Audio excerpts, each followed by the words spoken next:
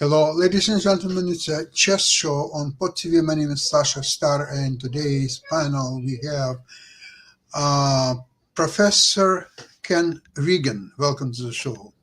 Thank you very much for having me on. A nice, bright, cold day in Buffalo.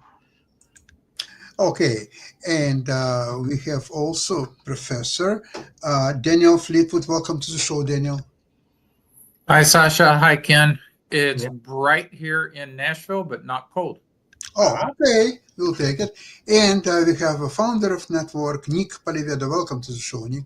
Oh, thanks, Sasha. This is a show I really like watching because I love to see the game of the week that comes up here on that, and there are just really some exciting matches. I hear that Ken may have more than one today, which will be really cool.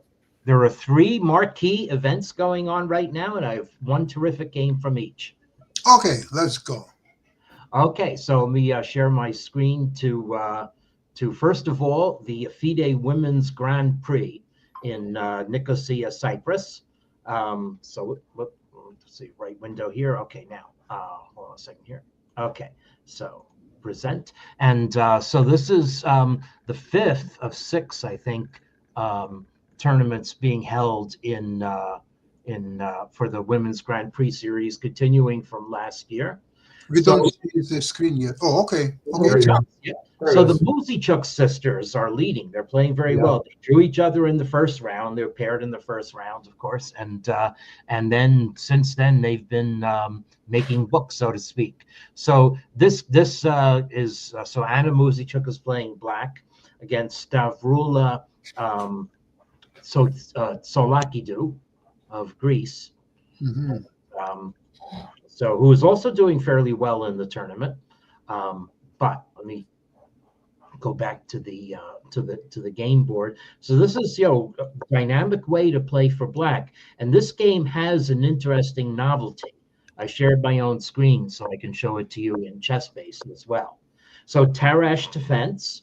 Okay, you might think, what can black do? I mean, is black playing for a draw already? Well, in this game, apparently not. Nice symmetrical position after 5 moves. Okay, so now we're going to play similarly. Both players possible queenside activity.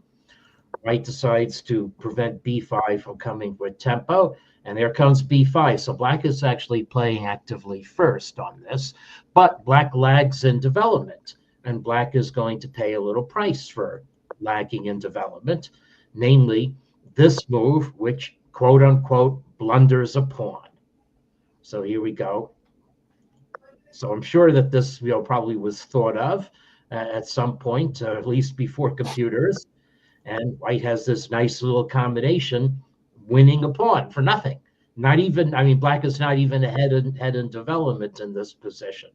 So white retreats the knight, and okay, both players actually, white takes time to apply some pressure to black's queen side, but both players castle. So what's going on here? Where's black's compensation?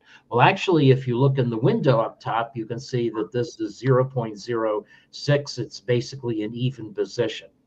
And Anna Muzichuk outplays her opponent from here. But I've taken time to show this to verify whether this was known or whether it's a novelty. So here it is, according to ChessBase Cloud and my ChessBase Big 25 reference database. This move, fianchettoing the bishop, is actually a novelty. And wow, this that's hard to believe. Previously reached a year ago in Vaikonce, Ding Liren captured on d4 so as not to blunder the pawn. Is that just because the retreat of the bishop to a2 is relatively rare in praxis, or? Yeah, let's see. Actually, there is a notation to this. So this, by the way, these comments are not in the text of the PGN file. This game was played yesterday. I downloaded a plain text PGN file and put it up on ChessBase Cloud, but other people have annotated the game. So what the game says here actually is that retreating the bishop to d3 is becoming the main line. So I guess bishop a2 is an old, frequently seen move. Anyway, this is a relevant novelty. So it was clearly preparation by Anna Muzychuk, probably looking at with a computer at these lines and finding out, oh, this is not a blunder, a simple blunder of a pawn. It is actually going to give black quite reasonable activity. And it surprises me also because white's position doesn't have any obvious weaknesses, but there actually are two hitches in white's position. First of all, I was somewhat wrong saying development was equal. This bishop is not in play, and it will take at least two moves to put it on a good square. Either e4 and bishop out that way, or b3, b4 really, and bishop b2. And the second problem is that white's king side is defended only by the knight on f3. White's queen even is temporarily off to the side and has this pawn formation. It does not have the g3 bishop on g2, more solid barrier to activity by black's pieces. So these themes will all come into play, even though they're not ultimately decisive. So Anna Muzychuk just plays chess, queen c7, queen h4. Okay, now overseeing that part of the square, black just plays to the center. How is white going to develop that bishop? Notice that the game is still dead even according to the computer if white plays the plan of e4 and bishop f4, tempo on black's queen, solving the development problem that way. But Stavrolit Sukhadolu decided to try to get active the other way by playing the knight over and then b4, with ambition, I guess, of also raking black's king side symmetrically with two bishops. So white is a pawn ahead, but white is now, as I say, 3 tempi down. Need to play bishop b2, rook c1, and rook d1 to equalize leverage. Okay, so black now starts moving some wood over to the king side and putting a question to white's queen, which has to go to the not great but defensive square h3. And now black starts taking over the center. So will white be able to get the center? And now a new weakness in white's position is revealed. f2 and e3, in some positions, black can think about sacrificing the knight on f2 and taking on e3. Not here, but with more preparation. So white actually decides to give back the pawn. And very quietly, in fact, even though the computer liked white's bishop b2 move. Okay, so where did white make a mistake as far as the, I wasn't paying attention to the evaluation. It crept up on white. Queen h4 was fine, but then Why knight e4 was. Ken, why didn't he play e4? I mean, this whole thing on the queen side just doesn't seem right. Yeah, that's right. G5. Yeah, white should play e4 and bishop f4 and bishop g5. Correct. Yeah. So yeah, basically, white's attacking nothing. yeah. I mean, this queen side play, there's nothing there. Yeah, but e4, you get your other bishop out, and you're up a pawn. I mean, I don't get it. Yeah. Well, it's still dead even according to the computer. So I don't know how far Anna Muzychuk's preparation extended. Let's actually take a look at that. So if white instead plays e4. Yeah, I think that's a better move. e4. Now let's see. So it does enable black to instantly counterattack against white's. So black is going to get some positional compensation out of this because the move to avoid a disadvantage is this, and then black can play e5. Well, yeah, but this is still maybe a little better for white. Hard to tell.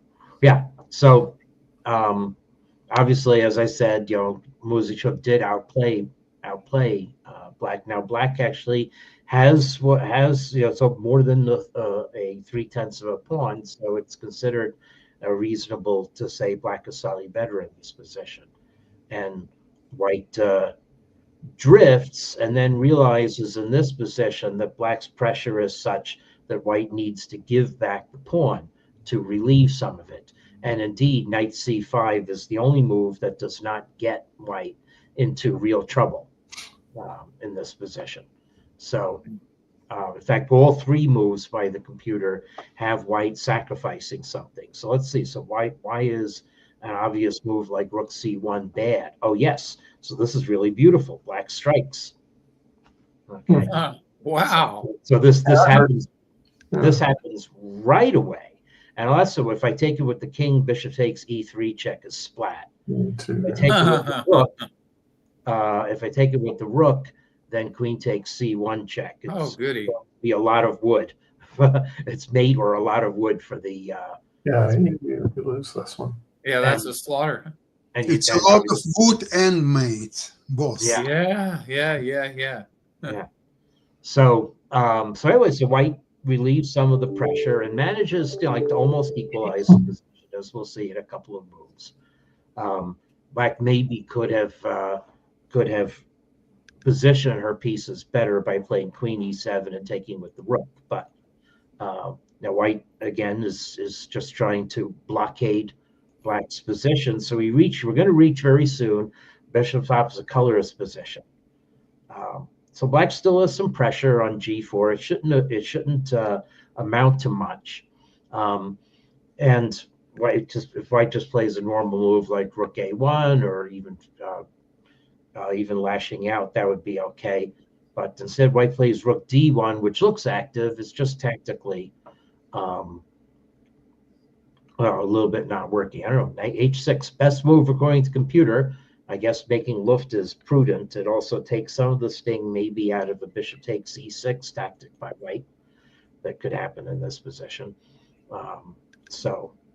Okay, so now white is going to trade off black's knight, and it actually gets traded off in a very funny way. It gets traded off that way. Black goes for it instead of white, and now takes over e4 voluntarily, so we could have had similar effect.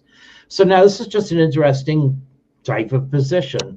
Bishop's opposite colors, but black's queen is more active than white's. Maybe black can't play queen takes a3 though, because then queen g4 is a little bit of counterplay. So black plays instead to just occupy the center, maybe swing the rook to a5. Here we go, or occupying the center. Improve the position of the king. And now white collapses in 2 moves. So as I said, black has, an advantage. It's almost plus over minus. Some people use 7/10 of a pawn as the boundary for that. Black probably is going to win the a pawn for nothing. There will still be drawish tendencies with the bishop's opposite colors, but if queens come off and it's a rook ending, I definitely favor black. So white did the natural thing, guarded the pawn on a3, but now this allows first the strong rook c2, penetrating the 7th rank. And now problems here. If white captures on d5, black just captures back, and there's no way to defend the bishop. Oh my goodness! Yeah. d4, and you can't capture this way because rook d1 would check. Yeah. So there's just like one ugly move to save the position. Right, queen e1, yes, but instead she had obviously planned to play queen f2. Oh, good. Oh boy.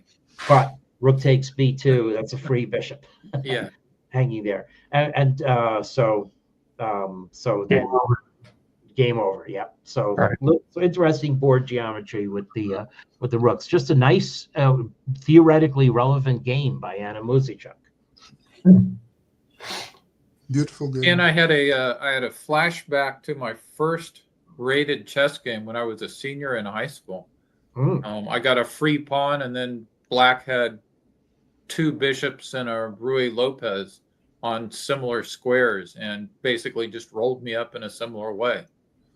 So, is that pawn sacrifice sound though for black? I don't think any of those pawn sacrifices are sound, other than you get a lot of counterplay, and so it probably favors the better player. Yeah. Yes. So knight c3. Let's see. So in this position, just looking at the slave to the evaluations here, rook c8, queen a4 actually was momentarily best move. White should just castle here, and again, what black is doing. Well, yeah. So it may not be sound. It may be a blunder of a pawn, as I would have assessed it 50 years ago. Right. But there's still a lot of life in classical chess. So people are making these discoveries. And maybe Anna Muzychuk has discovered some way to bail. Maybe black can bail into a bishop's opposite colors position down a pawn. So who knows? Okay, second game I have is from the American Cup. And so there's a men's and women's section. This is a double elimination tournament where the second bracket is played at rapid pace, and then the winner of that gets to challenge the champion of the main brackets, which are played at 90 plus 30 without a lump sum of turn 40, the fastest FIDE norm time control, which is a very common time control. And in the open section, Hikaru Nakamura defeated Fabiano Caruana in a blitz tiebreak. But in the women's section, Alice Lee won it cleanly, winning in round 1 and drawing in round 2 against Tata Varamanyan after Arena Crush and some others had fallen by the wayside.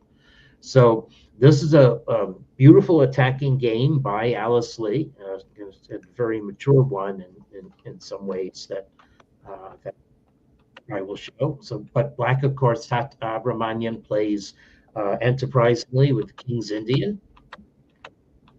Okay, and this offbeat move, knight a6, followed by e5. So Black there are tactics here where White can't hold on to a pawn on e5 that are, I think, pretty well known. So Black now reroutes the knight, and now the knight is going to come into play in a more common square. So the whole question is, can Black get sufficient counterplay against White's center? And the engine actually says, this is a little bit of trouble for Black. Already we have to take some activity on this side in order to avoid a very large disadvantage. So Black's other knight goes to h6 now. But White's pieces aren't so great either. Now I would like to get the f3 knight off and maybe expand on the king side. But first, let's knock back Black's knight. And now, again, this is just a nice move and a nice strategy by Alice Lee. And whether this is a preparation should also be looked at. So in fact, let me see if I can open this. I probably shouldn't show this window. Things going on. Well, okay, so I won't take a look at it.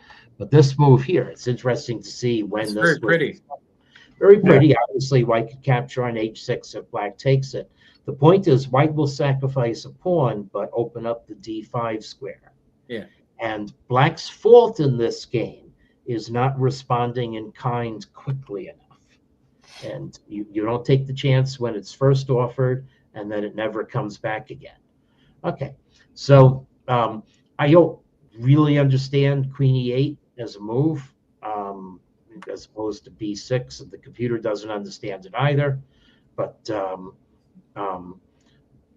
now the computer, and I also don't understand why Stockfish is repeating moves, but there are problems with cyclical evaluations. So anyway, White goes ahead with business. And so White has sacrificed the pawn, but we have this lovely square on d5 and pressure on the d file. And now what Black has to do to equalize is get a knight onto d4. And I could try doing it with either knight. So it does it with this knight. There you go. It gets into d5, and now the knight is going to come to c6 or e6 and d4. Okay, and now queen f7. Okay, we're going to do it via e6. Meanwhile, this knight goes back here.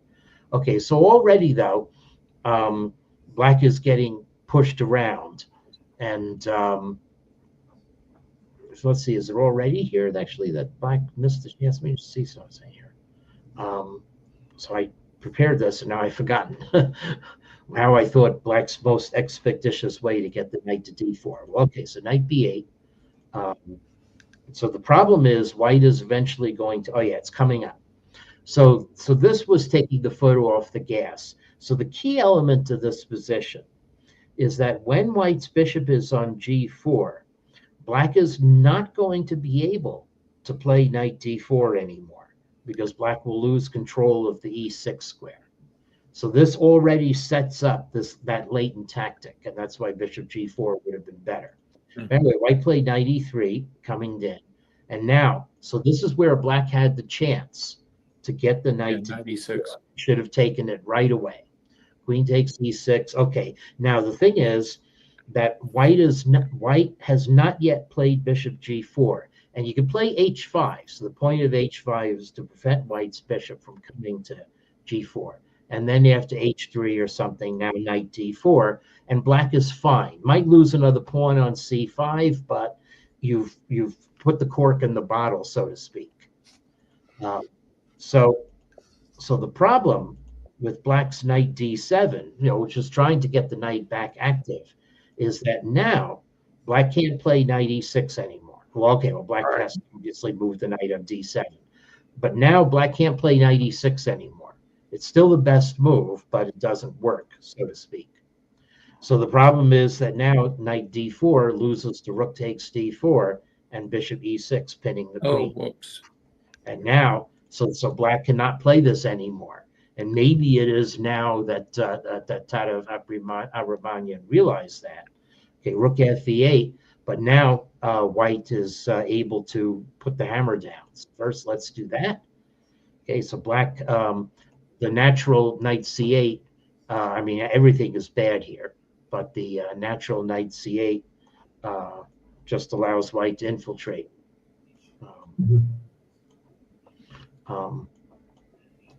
And black is, see, there's no knight coming to d4. Yeah. So white is just has just dominance of this position. So black tried bishop f6 first, and that at least got white's queen out of dodge. But the problem in the position still remains.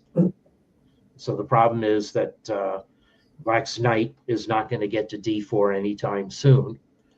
Okay, so, and white meanwhile is able to put pieces on good squares. So this is mature. Again, white may have missed a chance to like a6 might not have been the best move. Maybe rook a3 and swinging to the king side is better. But white's plan is perfectly fine. We're just going to put pressure on black and prevent the pieces from organizing themselves with black's knight going to f8, e6, and d4. So this is, again, hoping to get the knight to f8. But there we go, the knight's on f8. But now, okay, can black play queen f7 to try to do this? No, knight g4 is just too much pressure. Knight h6, forking king and queen. So black realized that to play king g7. Now there's going to be a very beautiful knight checkmate motif in a moment. Really? So knight g4. Okay, and now rook c8. Just a blunder, but maybe a blunder of despair. Okay, because black realizing that queen f7 is not on because the bishop takes f6, and there's just not going to be enough defenders of d8 in the end. Okay, so that's the flaw in black's position, and that's why she played rook c8, still hoping to get the rook off the d8 square and that there's enough defenders of the position. But here we go. So I should have used this as a puzzle position, maybe. Rook d6, absolutely beautiful. Very pretty. Yeah, very pretty. So if bishop takes f6, so this is mate in 3. It's bishop takes f6 mate. Suddenly all the squares of black's king are cut off. And whether you go to g8, that's checkmate, or whether you go to f7, this is where black's crampedness comes in. e8 and e6 are blocked. So this too is checkmate with just the knight and the bishop. So so this now is splat. And so black's queen, again, now we're hoping, can we get knight e6 in? No, rook takes f6. It's a rampage of destruction here. And the same problem, if you capture white as knight h6 mate. So after this, Arabanyan gave up. Well, that's not the way to play the King's Indian.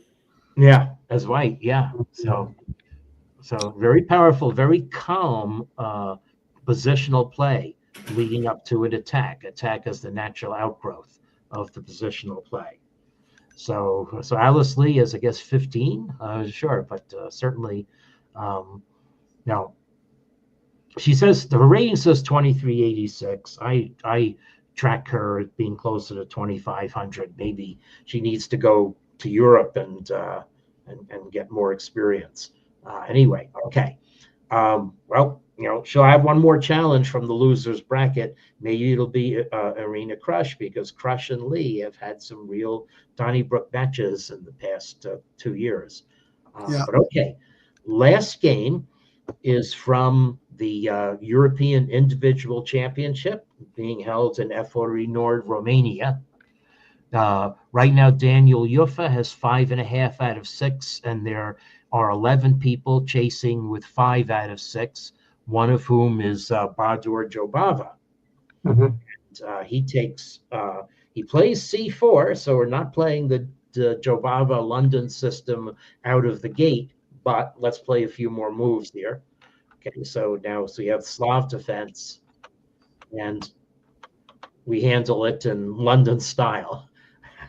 So, bishop in the exchange Slav, bishop f4 is a much longer, older, known move. So, obviously. So now knight e5. So as I said, this is a symmetrical, boring position at a boring open line, and it gets exciting real quick in this game. So f3 now. So a little bit of fantasy style play. You attack my bishop, I'll attack your queen. I'll try to win a pawn. Get checks, and a white has sacrificed the d pawn. Suddenly we have craziness on the board. This game is going to have even more crazy motifs with it. So queen c2. Okay, so we sacrificed a pawn. The computer says dead even, but whose preparation is better, and is this position easy to play? I think this position is much easier to play for white, because you attack by developing. Whereas black can develop, but black has to pay attention to things that are getting attacked. And here we go, castle on the queen side. So more weird veiled quasi threats, discoveries with the bishop. And black now goes astray. So black maybe can play queen a7, discretion, and then develop normally, crouch for a while and be up a pawn. Korchnoi maybe could play this as black. But instead, get the knight from offside. What could be a more natural move? Okay, so computer thinks that white should have played e4, sacrificing another pawn. Wild things will happen. Maybe black can't take it. Maybe there's a simple reason why black can't expose himself on the D line. Okay, so this obviously has to be looked at very deeply to understand what's going on. Actually, what's going on is knight b6 and lots of pressure on d7 and white's bishop raking a6, so maybe you can already reject this. So e4 is a good move by white, but king b1, understandable. Get the king out of checking range. Now black plays queen a7, and black is fine. And the game actually is normalizes for a while. Okay, so white, you had to say, is positional compensation for this sacrifice. Now e4, and black gives back the pawn to develop. So the game now looks fairly normal, except that we're going to have some nifty tactics, beginning with knight b6. Okay, so this is not necessarily a good move, but it's a great way to confuse your opponent. So the natural bishop d3 developing was probably the way to handle this position. By the way, knight b6. So the tactical point is that now black's bishop on d6 is hanging. Okay. But black can respond by attacking one of white's pieces. Okay, and now this is opening up the reality that white has opened up lines on the queen side against his own king. Okay, so this is nice. We don't even capture on d6 right away. We've got the beautiful square e5, threatening mate on b2, and white has to open up some more lines, and white's not developed yet. So, okay, we develop, and we block black's attack. Pawns are even, slight advantage to black, but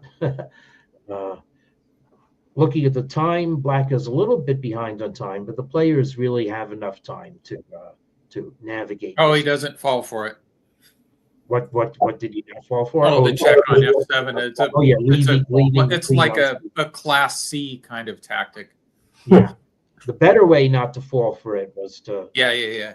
was to do that. But okay, so we played, but Queen B6 is very natural. We're fingering some dark squares. We're maybe contemplating A5, A4 in this position. The only drawback is we did allow White's rook into D7, and that ties Black down a bit. But counter that rook. Okay, so all right. So maybe Black is playing defensively. This A5 motif now is a sad echo of the attack.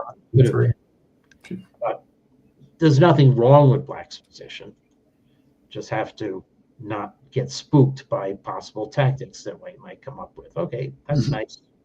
Bishop A1. Now A4, a little bit. So Black actually just H5. I guess A5 is obviously not hanging because it's made on B2.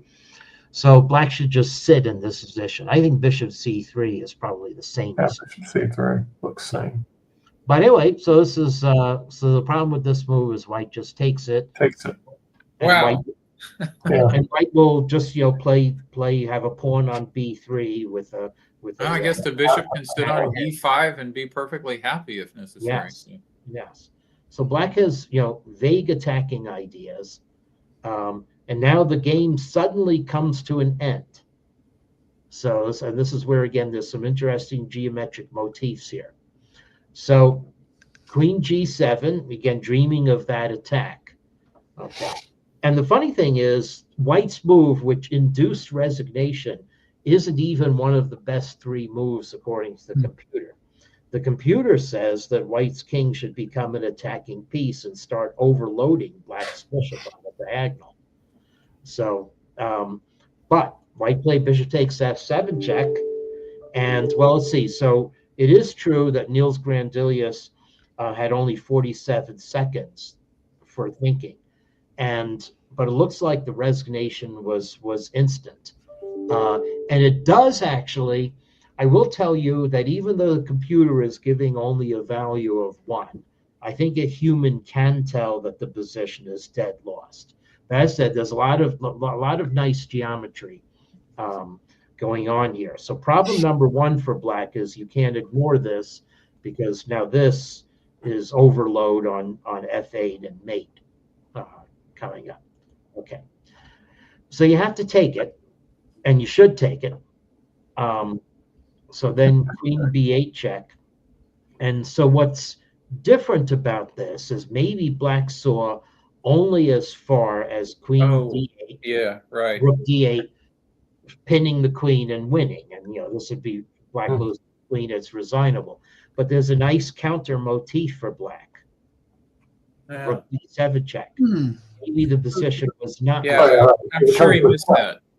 Yeah, and this is rebinding of the first game. I guess if you only have 7 seconds left, you're not going to see something like this. And the point of this, though, in the end, so the real problem at the end is that Black's bishop on C3 is loose. Yeah, and so it's lost, but not resignable. Right. So this is, however, though, fairly well lost. It's 2 pawns down and a queen ending. And queen endings are not the drawish. You have to wait through lots of checks, but Black really has no counterplay of the position. So a human can assess this as far more lost than a computer showing only plus 0.14. But anyway, maybe Grandelius saw all of that in a glance, but I wouldn't have. That's for darn sure. Yeah. I might resign this position as Black just because I know. I mean, there are some positions where you can get some real checky attacks, but this is not one of them. Yeah. So there we have it. Thank you so much. Well, some positions are much less enjoyable to defend than others. And this position is one of them. Absolutely. It's like I have a friend of mine that we played many years ago, a lot of blitz games, and the score was a plus in my favor. And one game we played, he had a huge advantage, and finally it was a completely lost end game for me. And so we kept playing for time or whatever. And he said, Sasha, there are some positions in chess that even I can win. Once he said that, I resigned. So sometimes that depends on your psychological decisions. Continue to fight or just resign. Anyway, thank you so much again for today's program, and we'll see you next week, same place, same time. Have a great weekend. Bye-bye, everybody. Okay. Bye-bye. Yep. Thank Bye, you. everyone.